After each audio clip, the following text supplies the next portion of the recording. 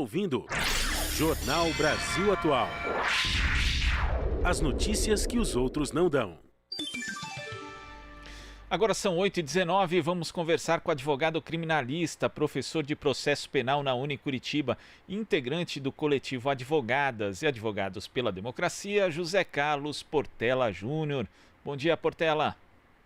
Olá, bom dia, Glauco. Bom dia, ouvintes.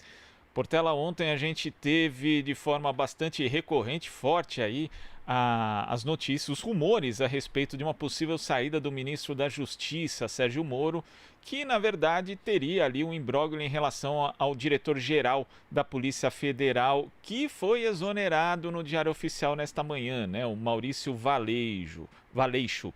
E a questão era que Moro, em tese, não aceitaria ali a substituição do ex-diretor-geral da Polícia Federal e Bolsonaro estaria ali forçando, e tanto que foi oficializada a saída de Valeixo. Como é que você viu todo esse episódio, o desenrolar dessa trama, mais uma no governo de Jair Bolsonaro, de ontem até a exoneração de hoje? É bom nós lembrarmos que essa novela, né, já vem desde o ano passado, com essa questão de o Bolsonaro tentar mexer na direção da Polícia Federal. Ano passado ele já tinha sinalizado que o Moro se contrapôs, teve nos bastidores alguma negociação, a qual a gente não sabe ainda, né? Mas no fim acabou que o Bolsonaro manteve o Valeixo e o Moro ficou por hora satisfeito. E agora isso se repete, né? Então parece que o Moro, melhor dizendo, parece que o Bolsonaro avança uma peça ali no tabuleiro para ver quão forte ele está no governo e sentir até que ponto os seus aliados se mantêm firmes nas suas posições ou se tornam seus inimigos, né? Lembrando que o Moro é um forte candidato a ser um presidenciável nas eleições de 2022 e o Bolsonaro sabe disso. Então, uma forma de talvez desgastar o Moro com a base bolsonarista mais radical é fazer esse tipo de conflito, né? Mexer numa peça que seria esse diretor da PF, que é um aliado do Moro, para ver o quanto o Moro se desgasta ao enfrentar o presidente da República. E ele fez isso, o Bolsonaro fez isso outras vezes, com outros ministros, fez isso com o ministro da Saúde, agora mexe no Ministério da Justiça, sobretudo na direção da Polícia Federal, que é ali um órgão bastante estratégico para quem tem telhado de vidro, né, no caso da família Bolsonaro, porque a Polícia Federal está aí no seu gabinete, tem o caso da rachadinha, tem o caso do Carlos Bolsonaro das fake news, né, tem, ainda que indiretamente, mas tem também ali o caso da Marielle, né, embora esteja a cargo das investigações, estão a cargo das autoridades estaduais do Rio, mas a Polícia Federal andou também transitando por essa investigação, a Polícia Federal também andou transitando investigação envolvendo milícia. Então, é um órgão bastante delicado para o governo Bolsonaro, é uma pedra no sapato e ele tem que arranjar algum jeito de jogar a PF para o lado dele, né? E a gente sabe que a PF ela está bem vinculada à figura do Sérgio Moro, não é de hoje, né? Desde quando ele era juiz da Lava Jato, e a PF se transformou num braço armado do Sérgio Moro. Então, mexer na PF certamente é mexer com o Sérgio Moro, e o Bolsonaro sabe disso. Certo, e nesse aspecto, né, a gente vai vendo a narrativa que é imposta, né, praticamente pela mídia tradicional, vendo ontem algumas emissoras, a gente percebe que está tentando se colocar uma história em que o Bolsonaro tenta ferir a autonomia da Polícia Federal, enquanto o Moro seria uma espécie de guardião da Polícia Federal. E a gente sabe, né, Portela, mas eu queria ouvir a sua análise, que o Sérgio Moro sabe muito bem quem é Jair Bolsonaro, já fez contatos com ele, inclusive para fazer parte do governo durante a campanha, segundo mencionou o próprio Mourão, Gustavo Bebiano, e inclusive a gente tem indicações aí da Vaza Jato também nesse sentido, e durante boa parte do governo Bolsonaro, muitas vezes, como no episódio da rachadinha, Sérgio Moro atuou praticamente como um advogado-geral da União, né? Ou um advogado particular de Jair Bolsonaro e de sua família. Então, o que pode ter acontecido nesse momento para ver aí esse ensaio, esse rascunho de ruptura, Portela? Você bem menciona essa narrativa, que é uma narrativa falsa, né? É criada, ela é forjada por um setor da mídia tradicional que apoia o Sérgio Moro, no sentido de colocá-lo como se fosse um fiador da moralidade do governo do Bolsonaro. E a gente sabe que não é isto, tanto que a principal imoralidade cometida pelo próprio Sérgio Moro e que fez com que ele chegasse ao poder, né, nesse círculo do poder bolsonarista, foi justamente o julgamento do presidente Lula de maneira totalmente parcial, e depois descobrimos as razões, né? Existiam razões político-partidárias por trás de todo aquele show que foi feito na Lava Jato contra o presidente Lula. Eu acredito que por trás disso tudo exista, assim, uma queda de braço entre essas duas figuras, Bolsonaro e Moro, que não é de hoje, e repito, desde o ano passado, desde talvez o começo do governo. Porque Moro precisa ser silenciado, precisa ter a sua imagem apagada pelo Bolsonaro. O Bolsonaro sabe quem são os seus principais adversários na direita, né? Sabe que Moro tem um apoio popular ainda, sabe que Moro tem apoio de uma fração da burguesia e de uma boa parte da mídia tradicional. Então, essa queda de braço serve para expor também Moro a que ele puder. O Bolsonaro pensa da seguinte maneira: ao eu colocar contra a parede o Moro, ele vai se expor e nessa exposição eu consigo mostrar para os meus apoiadores quem é o Moro. O Moro, ele está aqui por causa de mim. Eu é que mando. Eu, Bolsonaro, ele não está aqui por outra razão, ele veio para cá porque eu decidi, então ele tem que saber o lugar dele.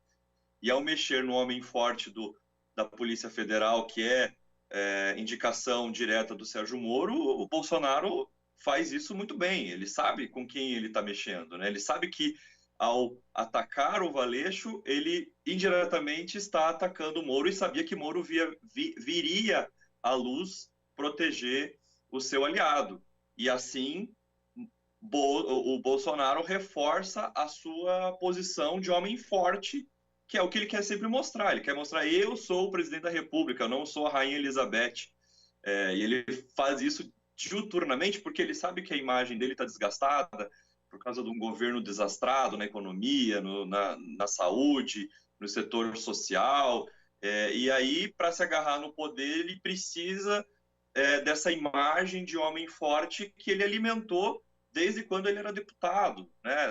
Desse homem que fala o que quer, que bate na mesa e tem a última palavra, que mente, que rasga a Constituição e as leis, e ele diz: eu sou a autoridade aqui, eu mando. E assim ele reforça a sua base de apoio, que é uma base de apoio bastante fiel, né? Que dizem que é em torno de 30%, mais ou menos, do eleitorado brasileiro.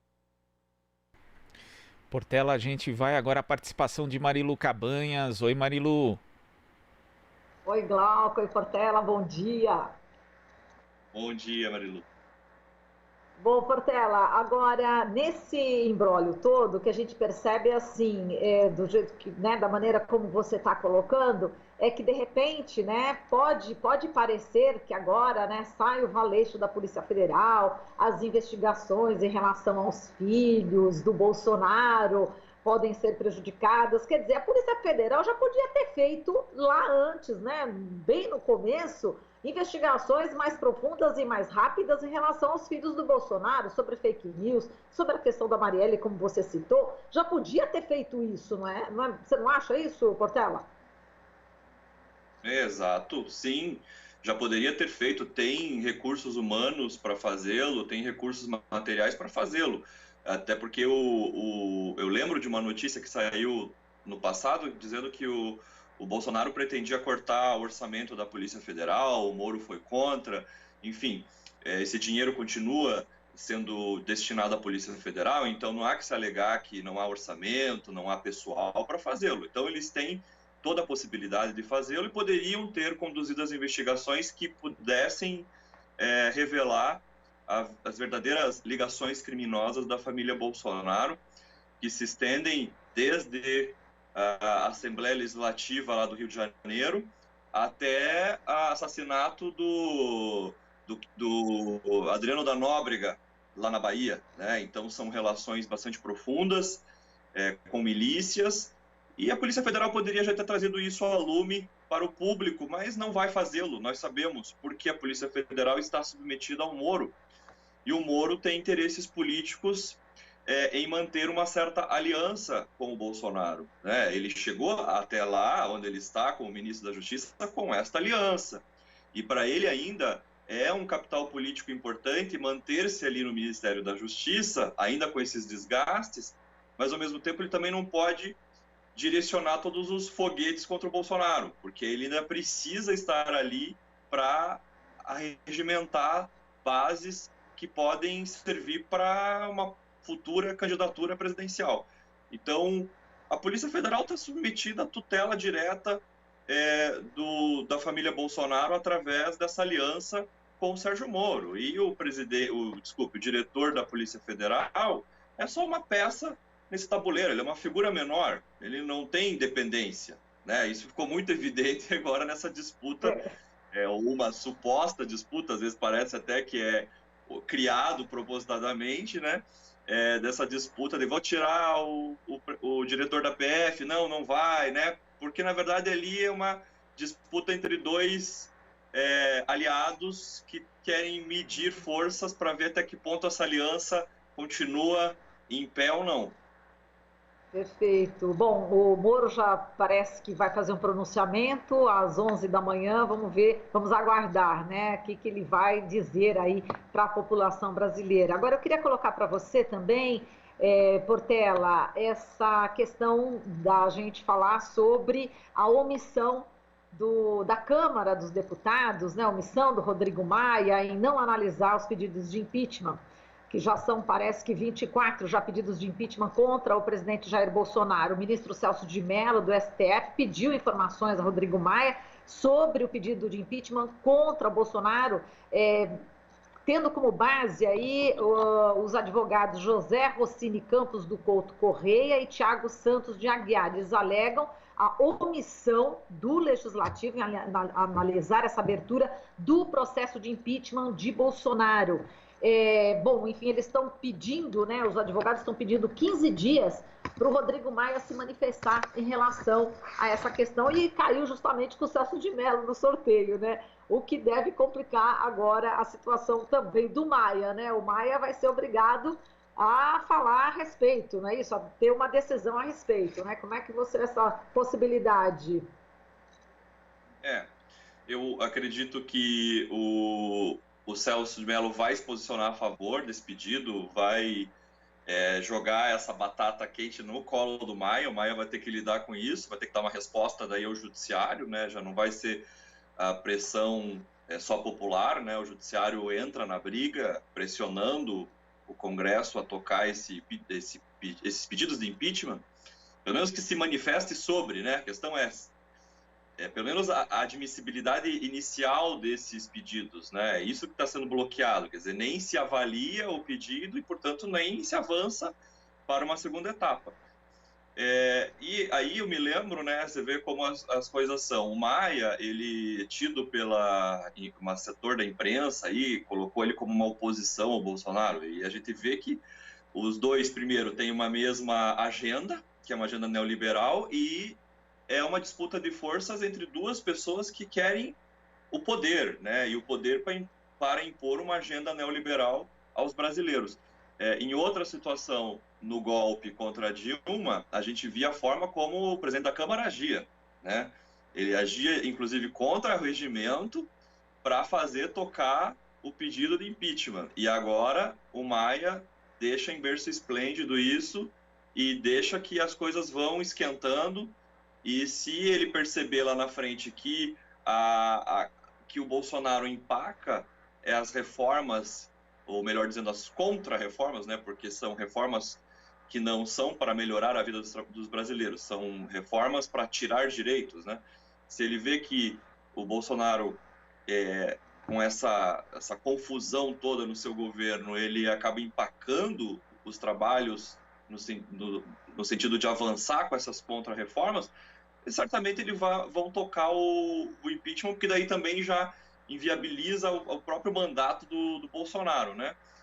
Mas enquanto as contra-reformas conseguirem, se elas forem tocadas pelo Congresso, e estão fazendo, inclusive com medidas provisórias que vêm do presidente da República, alguma ou outra eles freiam, mas é mais para mostrar para o Bolsonaro que eles também têm poder, né? Não é porque eles estão interessados em defender o povo.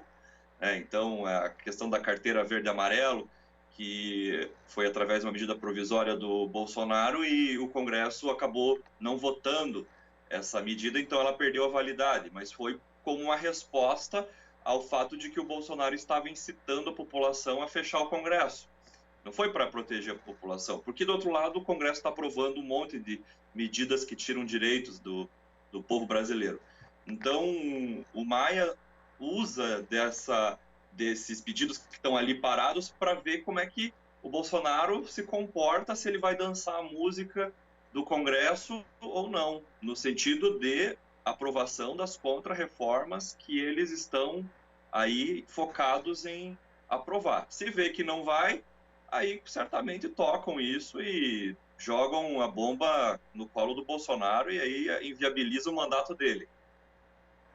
Muito bem. E, Portela, queria que você analisasse também a declaração do ex-presidente Lula, né, dizendo que as instituições já deviam ter reagido, né, contra as atitudes inconsequentes do presidente diante da Covid-19. Ele disse que é preciso começar o fora Bolsonaro, porque não é possível a gente permitir que ele destrua a democracia, nas palavras de Lula. Ele deu uma entrevista, inclusive, para a Rádio Povo do Ceará ontem, e ele disse que a verdade é que o Bolsonaro não tinha condições de governar o Brasil nem em tempos de normalidade, quanto mais nessa crise. Portanto, se acredita que a esquerda deva se unir cada vez mais em torno desta bandeira efetiva do impeachment de Bolsonaro? Certamente. Acho que é uma união de todas as forças progressistas nesse momento, porque se trata de defender a vida dos brasileiros agora mais do que nunca, né? Já houve outras medidas do Bolsonaro que iam frontalmente contra a vida dos brasileiros, como retirada de direitos de uma maneira avassaladora, sobretudo da população pobre, da população que mais depende do direito à saúde, do direito à educação. Mas agora, nesse momento de pandemia, em que nós precisamos de uma liderança que consiga conduzir a sociedade brasileira durante esse período muito difícil, que inclusive compromete a subsistência econômica das pessoas, e as pessoas estão sem ter para onde correr, somado ao fato de que ele cometeu inúmeros crimes de responsabilidade nos últimos meses, né? Com a cereja do bolo agora desse final de semana que passou, em que ele foi lá e incitou as massas a pedirem fechamento do Congresso do STF. Depois voltou atrás e disse que era mentira, que ele não apoiou nada. Ele estava lá fazendo o quê naquele evento, né? Então, assim, somando ao fato de que ele cometeu crimes de responsabilidade, mais a questão de que ele não é uma liderança, ele é inepto para conduzir o Brasil durante esse momento de crise, o que pode levar a uma catástrofe eminente, né? Nós já estamos à beira do precipício, mais do que o momento agora de que todas as forças progressistas se unam em torno dessa bandeira do fora Bolsonaro. Não há mais como manter este homem na presidência, porque a destruição que nós vamos ter no Brasil, se ele continuar na presidência, vai ser assim de uma extensão nunca vista antes na história. Perfeito. Portela, obrigada aqui pela sua participação. Passo para o Glauco. Abração. Obrigado, até mais. Muito obrigado, Portela, pela sua participação aqui no Jornal Brasil Atual e até a próxima. Muito obrigado, bom trabalho, até mais. Bom trabalho. Conversamos aqui com o advogado criminalista, professor de processo penal na Unicuritiba, integrante do coletivo Advogadas e Advogados pela Democracia, José Carlos Portela Júnior. Você está ouvindo Jornal Brasil Atual. As notícias que os outros não dão.